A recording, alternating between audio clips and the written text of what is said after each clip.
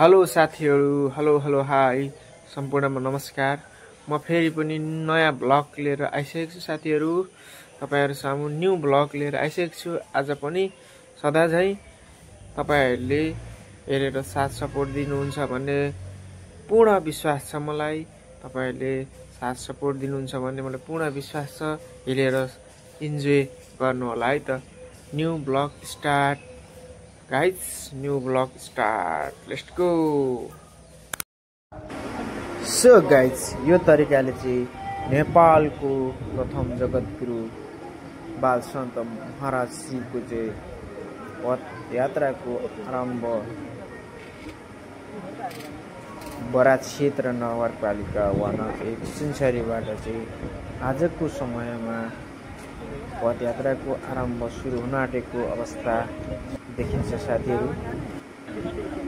एकदम तम तयारीका साथ बालसन्त महाराज श्री चाहिँ पदयात्रामा निक्लिनु भएको छ।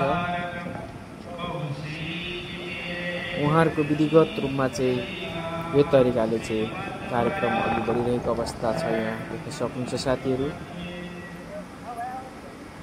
सुनसरी जिल्लाको चतरधाम स्थित चाहिँ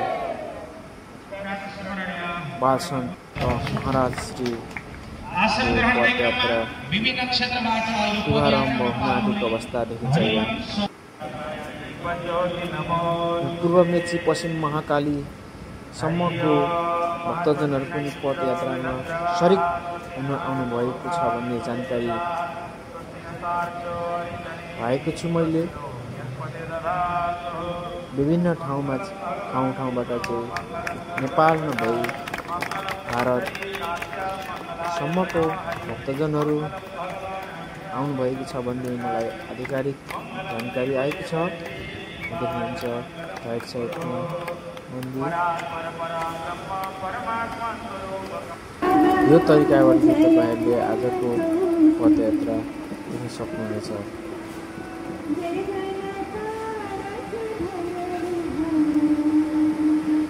पदयात्रा सुरु भएको अवस्था छ। डोला उठिसकेको छ, उठाइसक्नु भएको छ। पदयात्रा अगाडि बढिसकेको छ, सुरु भइसकेको छ साथीहरू। यहाँ देख्न सक्नुहुन्छ सुनसरी चतरधामबाट चाहिँ पदयात्रा सुरु भएको छ। 15 दिने पदयात्रा चाहिँ आजबाट शुभारम्भ भएको अवस्था छ। यहाँ साथीहरू देख्न सक्नुहुन्छ पदयात्रा अगाडि बढिरहेको अवस्था छ साथीहरू। तपाईहरु कुन ठाउँबाट हेर्दै हुनुहुन्छ, के कहाँबाट हेर्दै हुनुहुन्छ साथीहरू कमेन्ट लाइक शेयर पनि गरिदिनु होला। पदयात्रा अगाडि बढिरहेको अवस्था छ। यो तरिकाबाट चाहिँ पदयात्रा अगाडि बढिरहेको अवस्था देखिन्छ साथीहरू।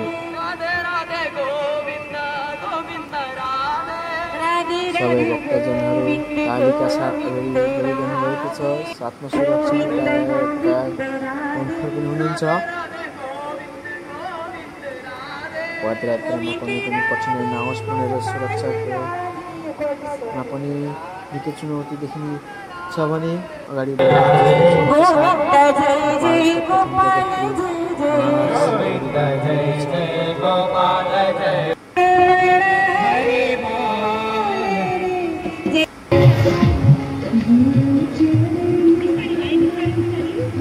यहाँ देख्नुहुन्छ साथीहरू पदयात्रा अगाडि बढिरहेको अवस्था छ। सुनसरी जिल्ला बराक क्षेत्र नगरपालिका वडा 1 बाट पदयात्रा सुरु भई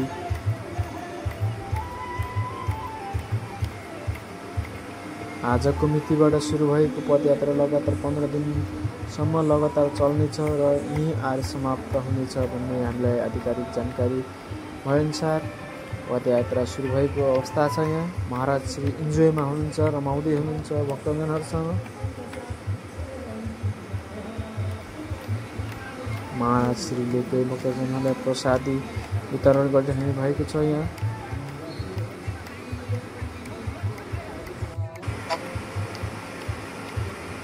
त्यसै गरी भक्तजनहरू पनि त्यत्तिकै उत्साह हौसलाका साथ यहाँ देख्न सक्नुहुन्छ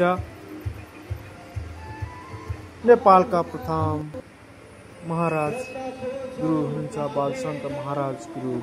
नेपालका प्रथम जगत गुरु महाराज श्री बालसन्त महाराज गुरु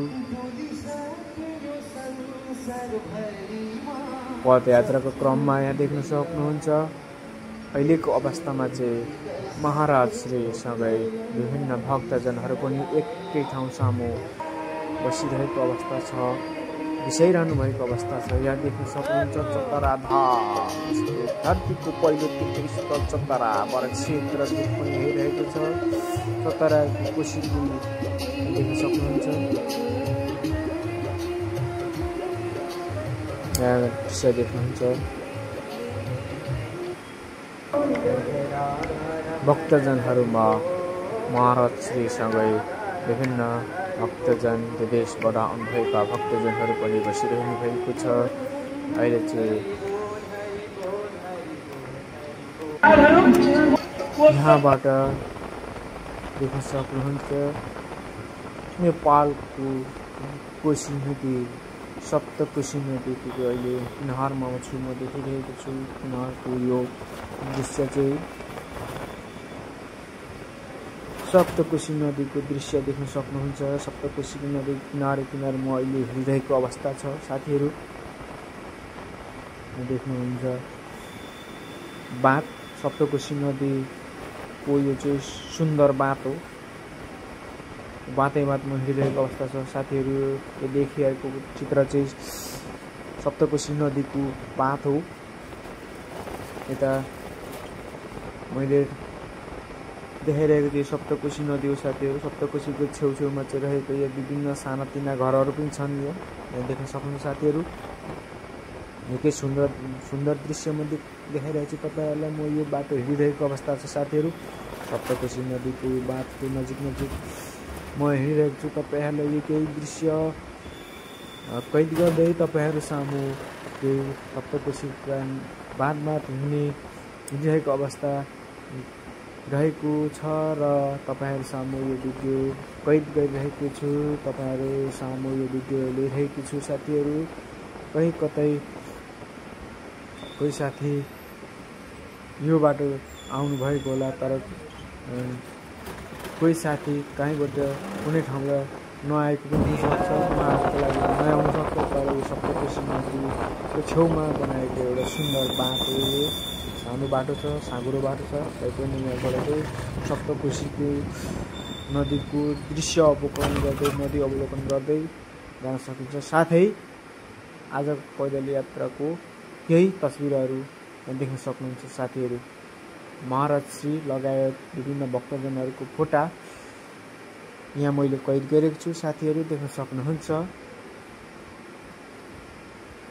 भन्दै आजको नयाँ ब्लग चाहिँ म यही अन्त्य गर्न चाहन्छु।